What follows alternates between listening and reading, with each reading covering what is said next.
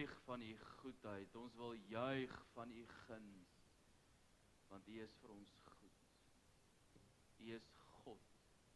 U is alomteenwoordig, u is alwetend, u is alwys, u is regverdig. En die serafs het uitgeroep, heilig, heilig, heilig is die Here God almagtig. En die hele aarde is vol van u heerlikheid. Ons aanbid u Vader. Ons besef daar is niemand soos u nie. Ons besef dat u is Here, u is opperwese, oppergesag, opperherder, u is God. Van ewigheid tot ewigheid is u God. Daar is niemand soos u nie. Here Jesus, ons aanbid u. U wie aan die kruis vir ons gesterwe het, 'n lewe geleef het, sodat ons deur dit geregverdig kan word, deur u dood, deur u opstanding, ons kan die ewige lewe hê. En dankie dat ons dit het. Want u het vir ons gesterf. Ons weet ook, u tree vir ons in. U maak vir ons voorspraak. U is die een wat ons versoen het met die Vader. Ons aanbid die Here Jesus. En dierbare Heilige Gees, u wie elke dag in ons harte werk, ons bemoedig, versterk, ons dra, ons oortuig. En Vader, ons aanbid u, dat u Gees uitgestort het. En dierbare Heilige Gees, dankie dat u voortwerk, ook vanoggend. Ook by die kinders, ook hier by ons, terwyl ons luister na u woord, ook reg oor die wêreld, ook reg oor die land, waar u woord vanoggend sal uitbeweeg in waarheid, dat dit harte sal tref en lewens verander. Kinders van God sal bemoedig en versterk. Ons aanbid u daarvoor. Seën asseblief ons samesyn. Gee dat ons sal hoor wat u vir ons wil leer uit u woord. Amen. Nou ja, baie dankie. Dankie vir die heerlike voorsang.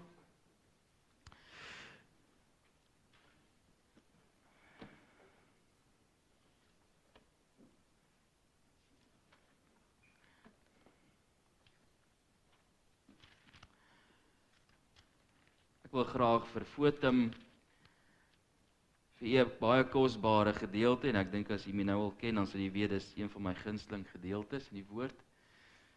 'n Lofoffer tot God, is 'n wonderlike lofuiting, om net die grootheid van God te beklemtoon, oor diepte van die rykdom en die wysheid en kennis van God. Hoe ondeurgrondelik is sy oordeele, en hoe onnaspeurlik sy weë. Wie ken die bedoeling van die Here, en wie gee hom raad? Wie bewys hom 'n guns, sodat hy verplig is om iets terug te doen? Uit hom en deur hom en tot hom is alle dinge. Aan hom behoort die heerlikheid tot in ewigheid. Amen. Geliefdes, mag die genade en die vrede en die barmhartigheid van God vir u ryklik vermenigvuldig word deur die kragvolle werking van God die Heilige Gees. Amen.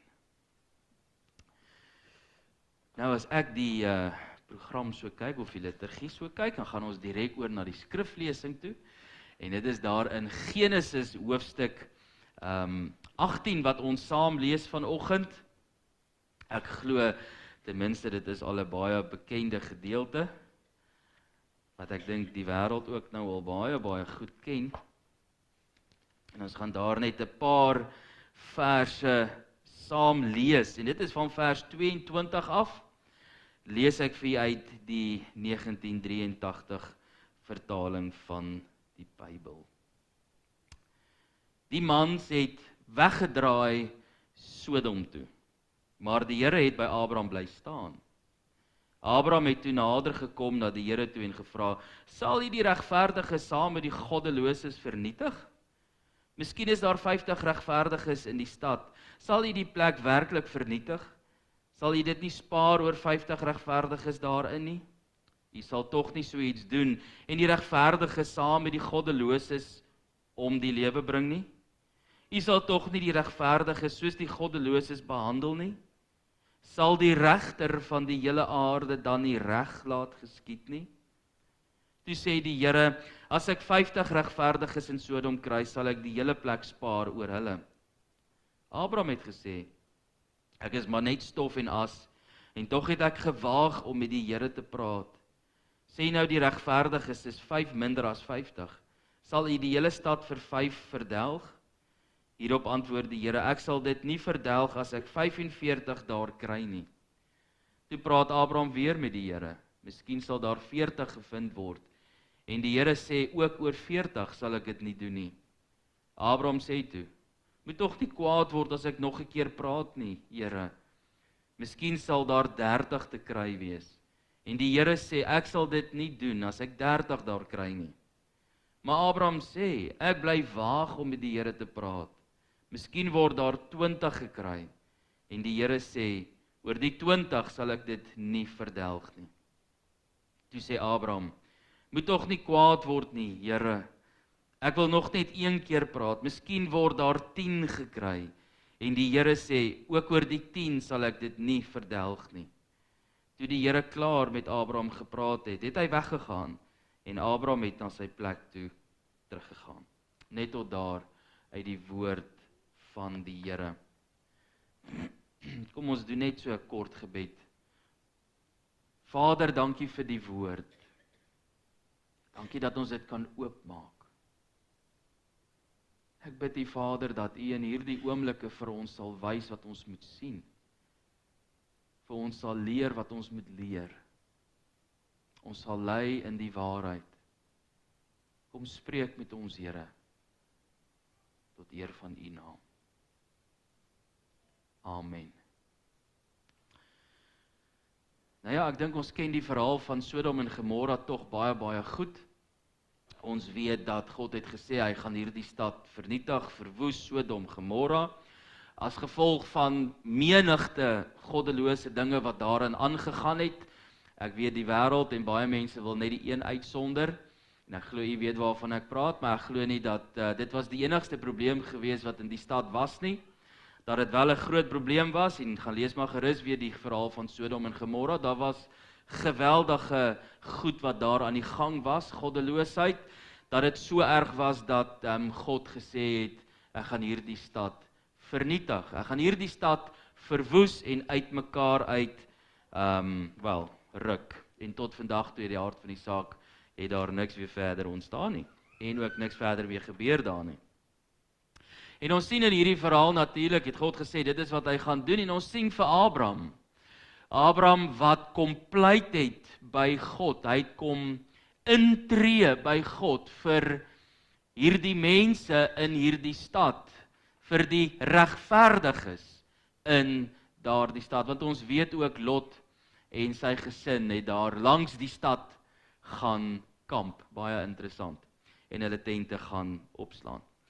Maar ons vind vir Job en ons vind vir God in 'n baie ernstige gesprek, en dit sê vir ons iets omtrent die liefde wat daar was tussen Abraham en God en die verhouding wat hulle gehad het. Dat Abraham die vrymoedigheid gehad het om met God te kon praat en te kon intree en te kon pleit vir regverdiges. En hy vra hier die vraag, sal die regter van die hele aarde dan nie reg doen nie? En hy pleit vir die regverdiges. Hoekom? Want Abraham het geweet, God is regverdig. God se karakter is regverdig. Dit is wie hy is. Dis wie hy is. Dit is sy karakter. Hy sal nooit onregverdig wees nie.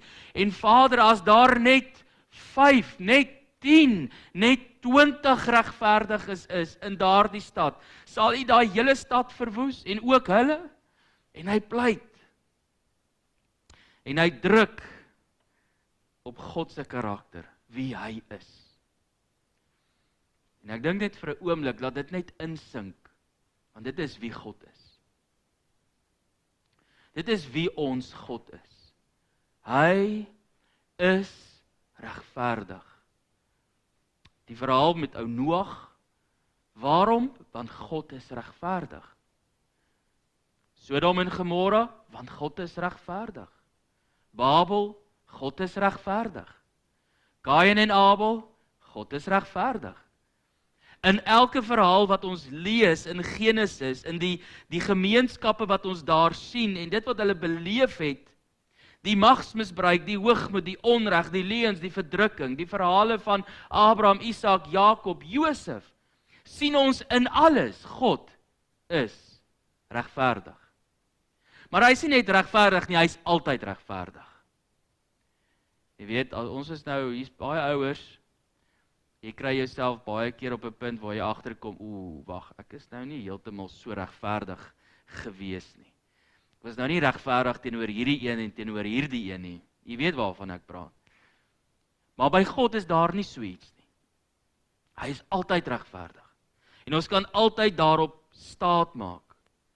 Ons sien in die boek Genesis hoe daar die magsmisbruik was, die gesinsverraad, die slawerny, die jaloesie, die afpersing. Alles temas wat ons nogal goed ken vandag, is dit nie?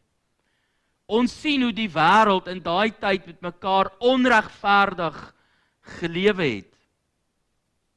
En ek dink vir die eerste lesers van Genesis en vir daardie mense in daardie tyd was die vraag gewees, wie laat reg geskied? Wie beskerm die weerloses? Wie beskerm die wesies, die weduwees? Wie beskerm die weerloses van die wêreld? En kan ons op God vertrou om as regverdige regter op te tree? En ek kan vir julle sê, selfs die regverdigste regter van ons dag is in 'n mate onregverdig. Daar is net een wat absoluut regverdig is en altyd regverdig is. En dit is God. Vandag, eeue later natuurlik, is hierdie vraag ook maar net so relevant.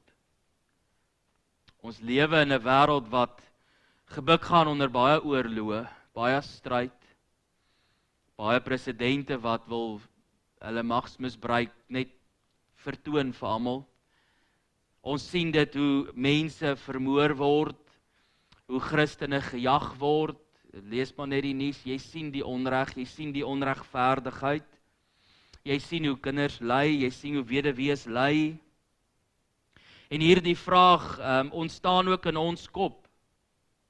Wie laat reg geskied? Sal die Here God ook regverdig wees in hulle verband?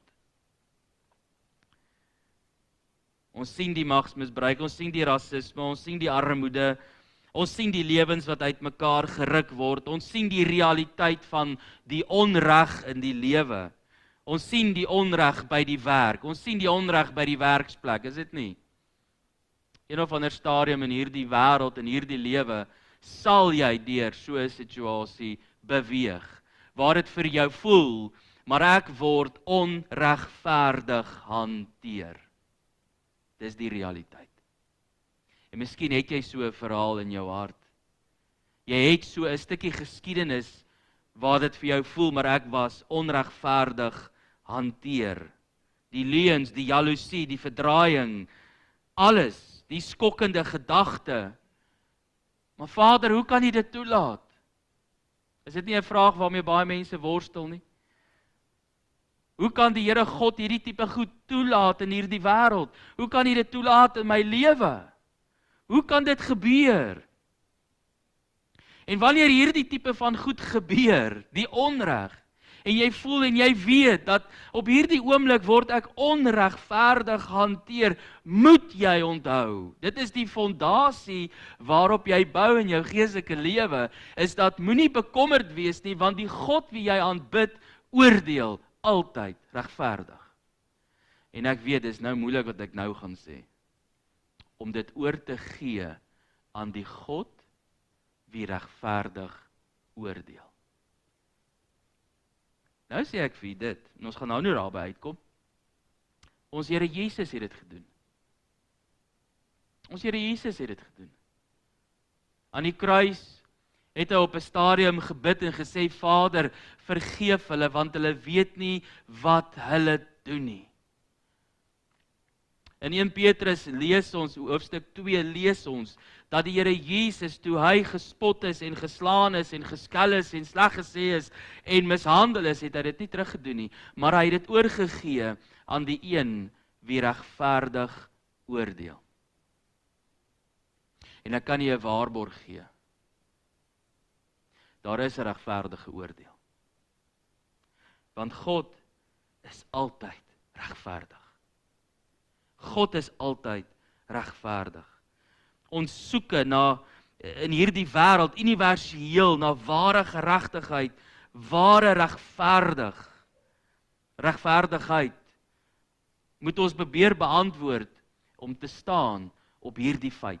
God is regverdig. Maar wat beteken dit vir ons as gelowiges? Wat beteken dit? Kan ons God dit vandag nog doen? Twyfel ons daarin? Het ons absolute vastigheid daarin? Dat ons God nog steeds regverdig is?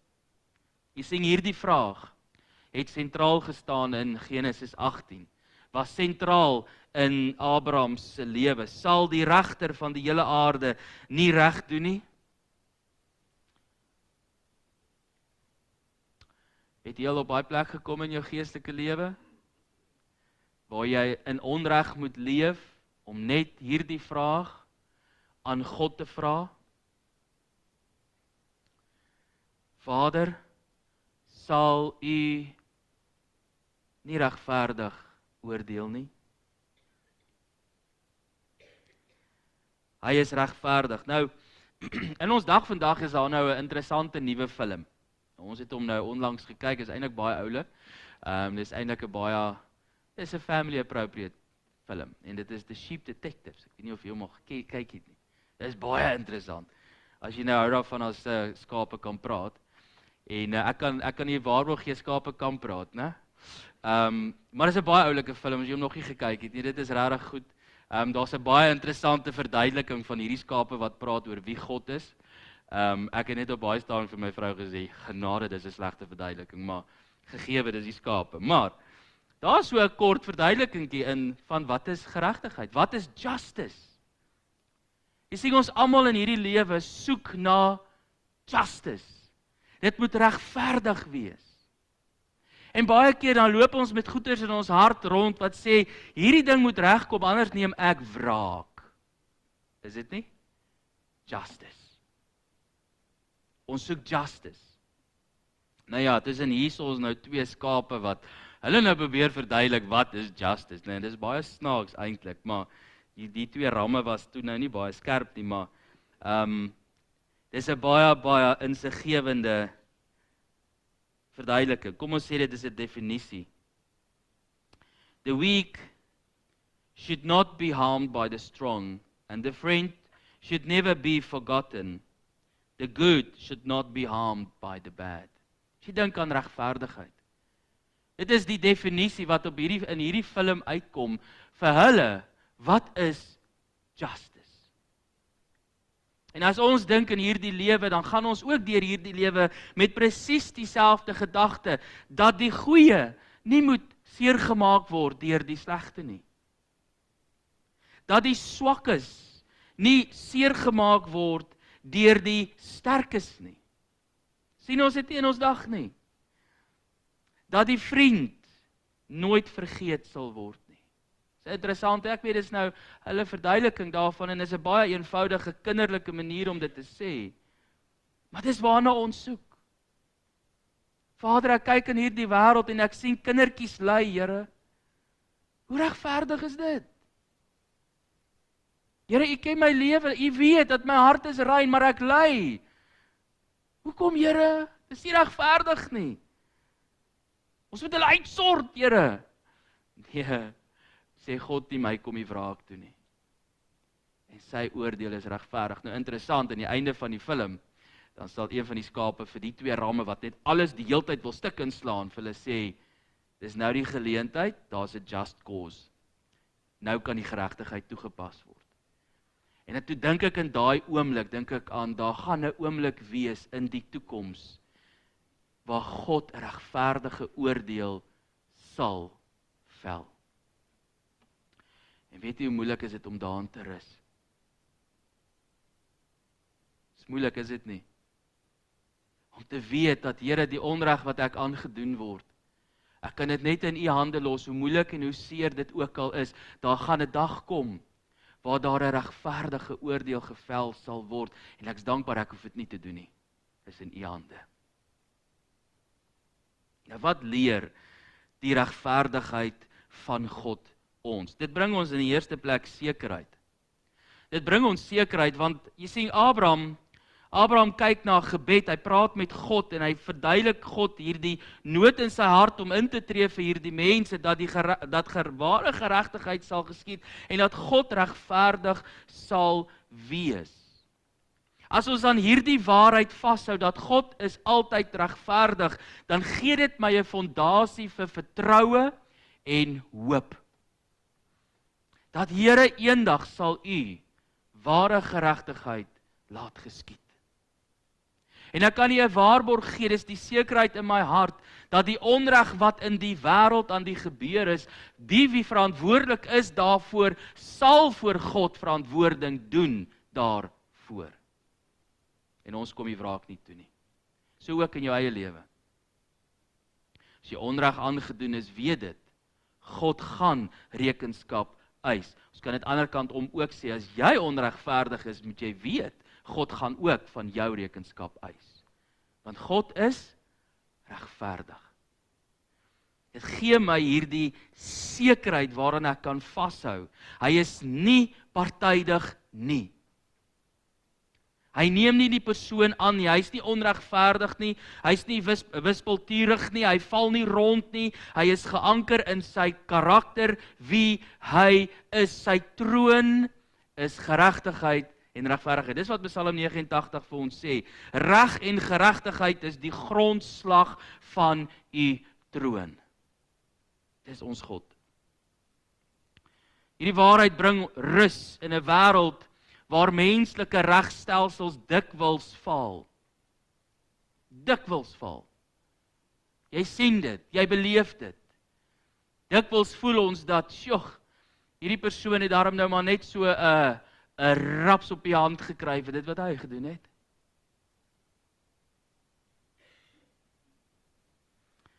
Maar by God is altyd regverdigheid.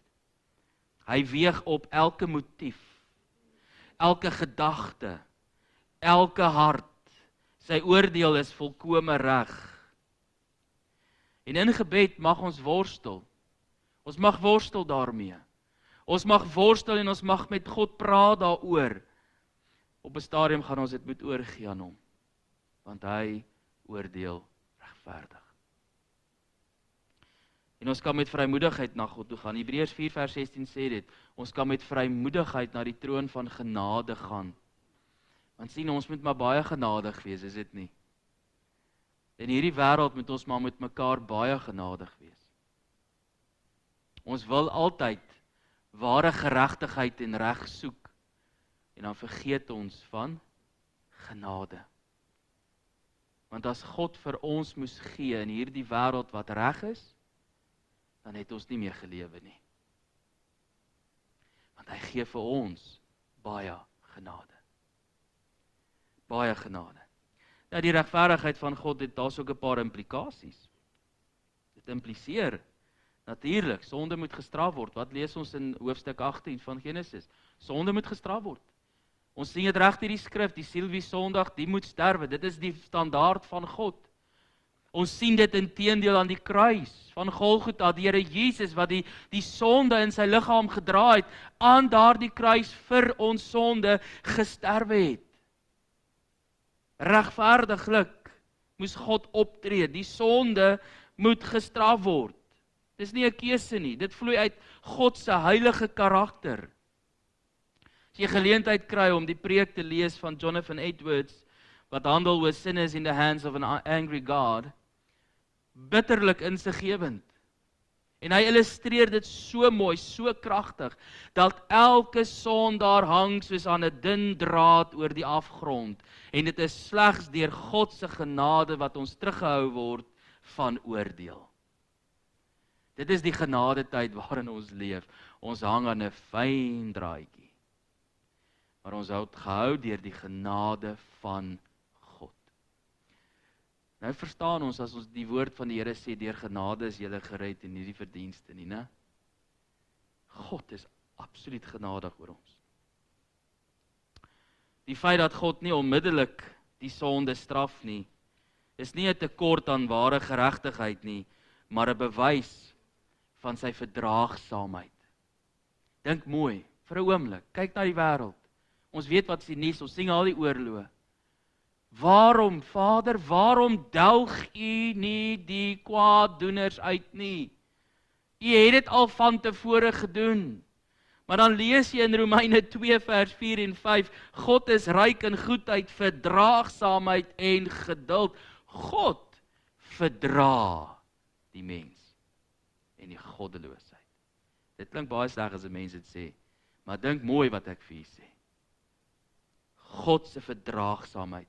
En dan gaan Paulus verder en hy vra die vraag, sê dit vir jou niks nie? Want dan staan daar dat kan jy nie sien dat God se goedheid jou na bekering wil lei nie? As die wêreld net kan besef dat die skepper van hemel en aarde verdra die wêreld. En dan weet ons ook, as ons die skrif reg lees en verstaan, dat sy verdraagsaamheid gaan ook eindig. Is dit nie? God se regverdigheid is ook aktief in die verdediging van die onskuldige en die onderdrukte. Hy staan nie neutraal teenoor onreg nie, ons moet dit verstaan. Hy staan nie neutraal nie, hy is die kampvegter van die armes, die weduwees en die vreemdelinge. Lees gerus Psalm 146. Amos 5 vers 24 sê ook, roep dat geregtigheid soos 'n stroom moet vloei, 'n oproep dat ons God se karakter in ons gemeenskap moet weerspieël. Ek wil graag tog vir u Psalm 145 lees. Ek dink dit is waardevol om dit nou te doen, want ons gaan baie besig raak deur die dag, en dan kry ons die kans om Psalm 145 te lees nie. Psalm 146 vers 7. Hy sê, die Here het die hemel en die aarde gemaak, die see en alles daarin. Hy bly vir altyd getrou. Hy laat reg geskied aan verdruktes. Hy gee brood aan die wat honger ly. Die Here bevry die gevangenes. Die Here laat blindes sien. Hy ondersteun die wat bedruk is. Die Here het die regverdiges lief. Hy beskerm vreemdelinge. Hy help weeskinders en weduwees, maar hy versper die pad vir die goddeloses. Die Here regeer vir altyd. Sion, jou God regeer van geslag tot geslag. Prys die Here. Dis wie hy is. Amos 5 sê, maar laat die reg en die geregtigheid tevoorskyn kom, laat dit aanrol soos watergolwe, soos 'n standhoudende stroom. En ek kan nie die waarborg gee, op grond van wie God is, as die onreg nie in hierdie wêreld reggestel word nie, geld God se beloftes uiteindelik. Daar sal vergelding wees. Gaan lees 2 Tessalonisense 1 vers 6 tot 8. Daar sal dit wees. Want God is regverdig. Hy is altyd regverdig. Nou die regverdigheid van God het ook 'n vereiste. Daar is vereistes hier dan. Die evangelie openbaar die diepste geheim van God se regverdigheid aan die kruis. Aan die kruis van Golgotha, daar waar die sonde, die straf vir die sonde gedra is. Romeine 3 vers 25 tot 26 sê dit vir ons uitdruklik. God het hom wie ook geen sonde geken het nie, sonde vir ons gemaak. Jesaja 53 sê dit ook net so mooi, dat die Here Jesus in ons plek die straf vir die sonde gedra het. As ons wil praat van die grootste onreg in die wêreld, dan moet ons vir 'n oomblik verstaan, dat hy wie onregverdig, wat regverdig is, die straf vir die mens gedra het. Hy onskuldig, vir my die skuldige. Dink mooi wat ek vir julle sê. Dit is onregverdig. God se seun, onskuldig, sondeloos, sterf vir my, sondaar, skuldig. Baie mense sê mos, hoekom laat God slegte dinge met goeie mense gebeur? Slegte dinge vir goeie mense, dit het nog net een keer in die lewe gebeur. En dis die Here Jesus. Hy is die enigste een wie goed was. Maar God is regverdig. Die Here Jesus sterwe in ons plek. En hy vra iets van ons. Hy vra, het ek jou nie bekend gemaak, o mens wat goed is, wat anders vra die Here van jou as om reg te doen. Sover as wat jy dit kan doen, doen reg, betoon liefde, wandel met jou God in nederigheid, sê Micha 6 vers 8. Dis wat God van ons vra. Jy dien 'n God wie regverdig is, doen dan reg. Daar's natuurlik ook 'n waarskuwing in die regverdigheid van God. Hierdie waarheid, as ons dit glo met ons hele hart, daar is 'n waarskuwing. Moet nooit aan God se karakter twyfel nie. Moenie twyfel aan wie God is nie. Al lyk dinge onregverdig, hy is nie onregverdig nie, hy is altyd regverdig. En as ek nie nou versigtig is, gaan ek nou begin die mekaar raak. As ek doen, vergewe my, maar jy weet wat ek sê. God is altyd regverdig. Jeremia 12 vers 1, ook 'n kosbare gedeelte, as jy begin 'n studie doen oor God se regverdige karakter en wie God is, dan sien jy ou Jeremia pleit jong, hy bid ook en hy pleit. En Jeremia het geworstel, maar uiteindelik aan God se geregtigheid vasgehou. Ek sal my saak vir u stel, sê Jeremia, want u is regverdig. Here, ek sal punt vir punt my saak voor u lê. Nou hoor wat is die punte. Waarom is die goddelose mense voorspoedig?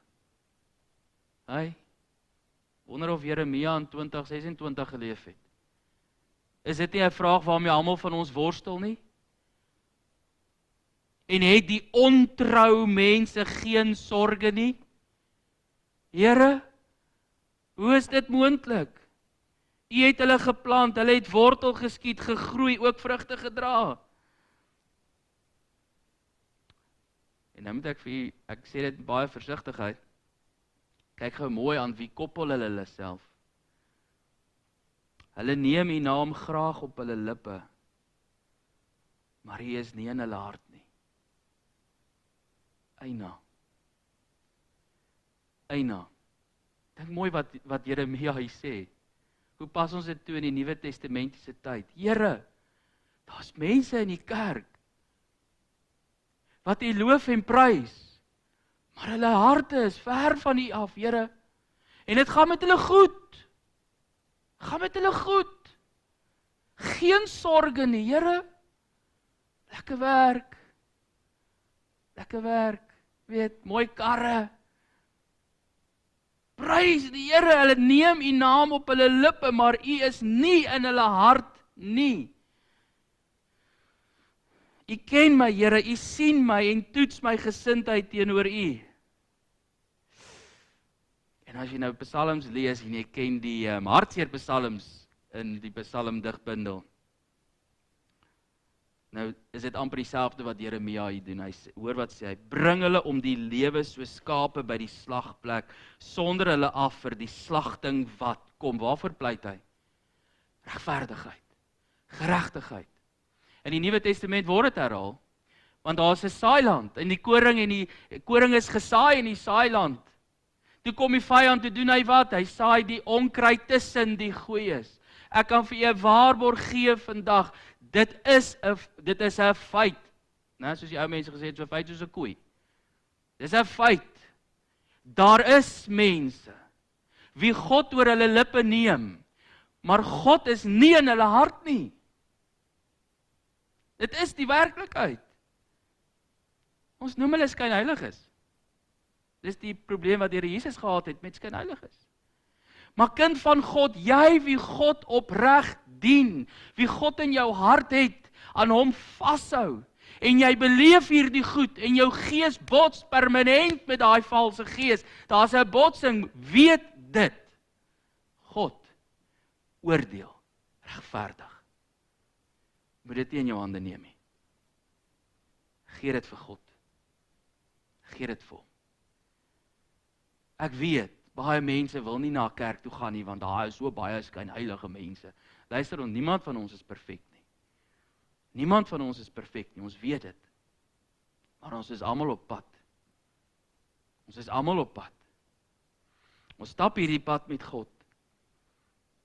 En ek wil vir julle sê, soos wat die Here Jesus vir Petrus gesê het, toe hy gekla het oor Johannes, wat van Johannes, toe sê die Here Jesus, los jy vir Johannes, volg jy my. Los vir Johannes. Weet jy wat? Moet jou nie bekommer oor daai kind van God, wat jy weet, sy lewe is nie reg nie. En jy weet, hulle loop en prys God vir alles, maar hulle lewe is nie reg nie. Hulle het hierdie beeld, los hulle. Dien jy God? Doen jy reg? Lewe in ootmoed met jou God. En dit wat ek nou vir julle sê, is bitter moeilik om te doen. Ek weet, is bitter moeilik. Maar Jesus het vir ons die voorbeeld gestel. Hy het. Ons kan hierin rus, God is altyd regverdig. Altyd. Altyd. So ja, Jeremia het maar wat ervaar, wat baie van ons ervaar, jong. Hoe lank moet die land droog lê, moet al die plante van die veld verdor, die diere en die voëls vergaan oor die boosheid van die inwoners van die land, wat sê, Jeremia sal nie langer leef as ons nie. Kan jy agterkom, maar mense het nie baie van Jeremia gehou nie. Maar dis ook okay. Ek moet net sê, dat ons is nou nie hier in New Zealand Got Talent nie, jy weet. Ons word nie vergelyk nie. As jy nie van ons hou nie, dis okay. Ek dien God. Ek stap die pad reguit. En as jy hom alleen stap, dis okay, jy's nie eensaam nie, jy's net alleen, want God is by jou. Verander jou perspektief. Hy sal jou nooit begewe en jou nooit verlaat nie. Ek moet aanstap. Verder mag ons nie liefde en regverdigheid teenoor mekaar uitspeel nie. In die kruis sien ons dat God se liefde regverdig is en sy regverdigheid liefdevol is. Gaan lees gerus Romeine 5 vers 8 en 1 Johannes 4 vers 10. Ons moet dit net verstaan. Ten slotte, nog nie meer net met hierdie punt, nog nie heeltemal klaar nie. In Jonathan Edwards se preek, en later het Billy Graham ook daaroor gepraat, moet nooit net geregtigheid van God vra nie, want as ons kry wat ons verdien, is daar geen hoop vir ons nie. Dink mooi wat ek vir julle sê. Ons enigste hoop is in die genade en die barmhartigheid van God. Ek verwys hier na die verhaal van die tollenaar en die fariseer in Lukas 18. Die tollenaar, of die fariseer man, hy het gevas, hy het al hierdie mooi grand dinge wat hy daar in die tempel gesê het, van hoe goed en hy dit is, en hy het hierdie vas, en hy gee sy almoses, is baie mooi en grand. En die tollenaar het net op sy bors geslaan en gesê, wees hierdie sondaar genadig. So al wat ons nodig het is genade. Barmhartigheid. Want as God vir ons moet gee wat ons verdien. Die temas, 3 temas van balans en harmonie, en dis waarmee ek wil afsluit. Aan die kruis sien ons hier die samevloei van geregtigheid en genade. Ons sien dit. By die kruis word die volheid van God se karakter perfek gesien. Geregtigheid en liefde. Dit is die fundament van ons geloof en hoop. Aan die kruis. Vergifnis in die lig van regverdigheid. God verwag nie dat ons geregtigheid sal los nie, maar dat ons die behoefte aan wraak in sy hande sal los. Soos wat Christus vergewe het, moet ons ook vergewe. En God vertrou vir finale regstelling.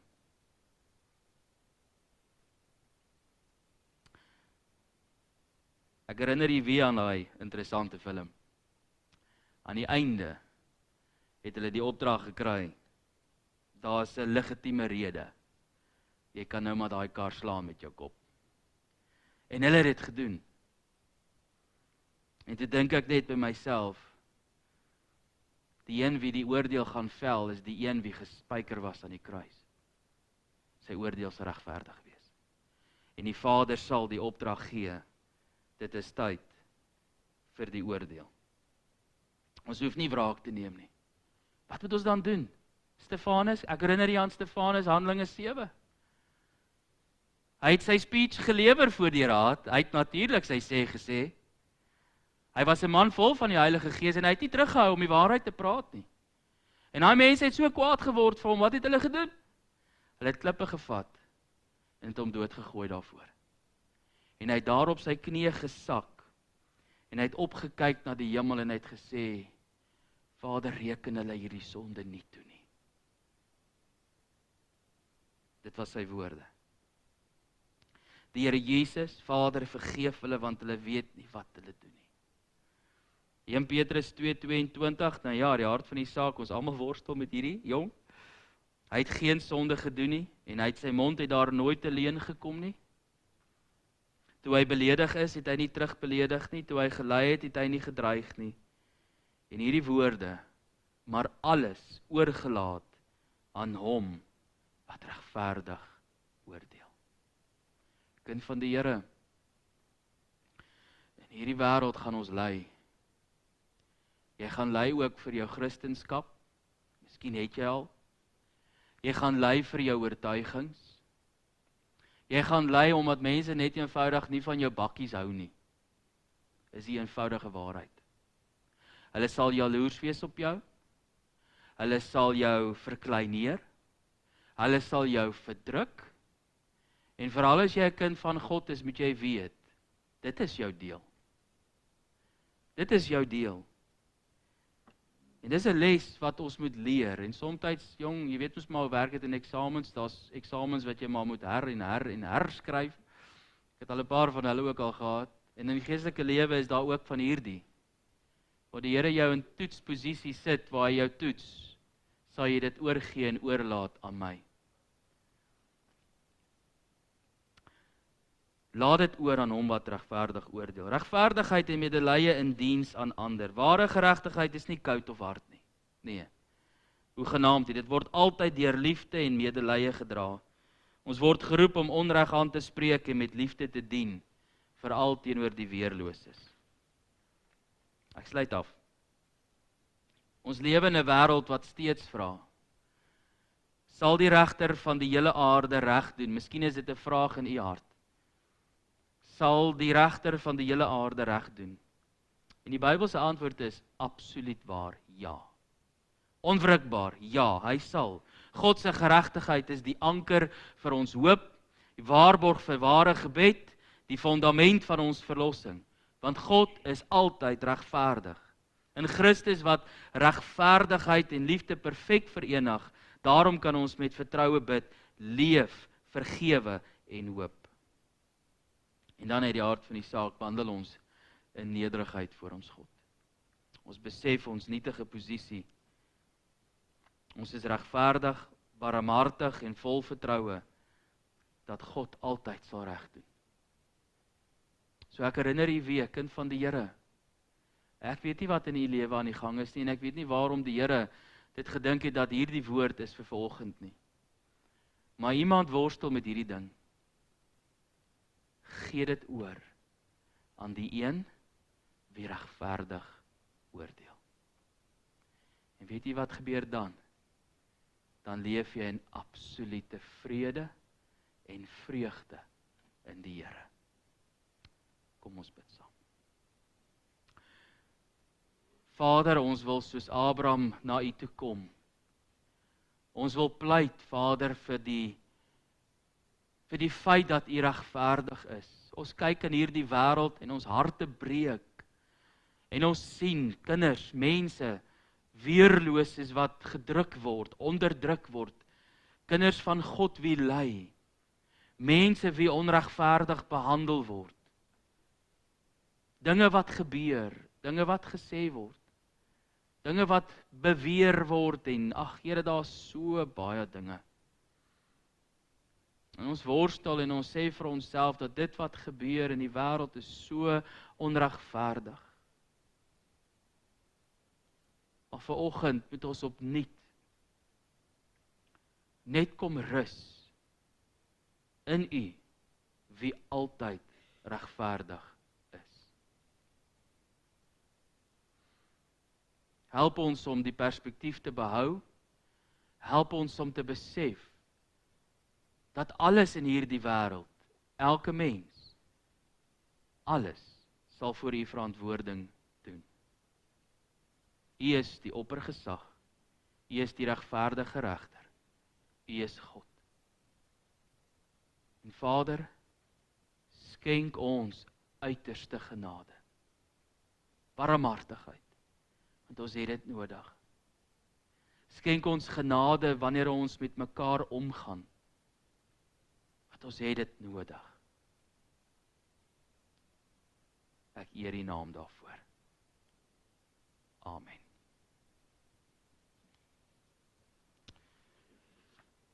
Ek gaan U nooi dat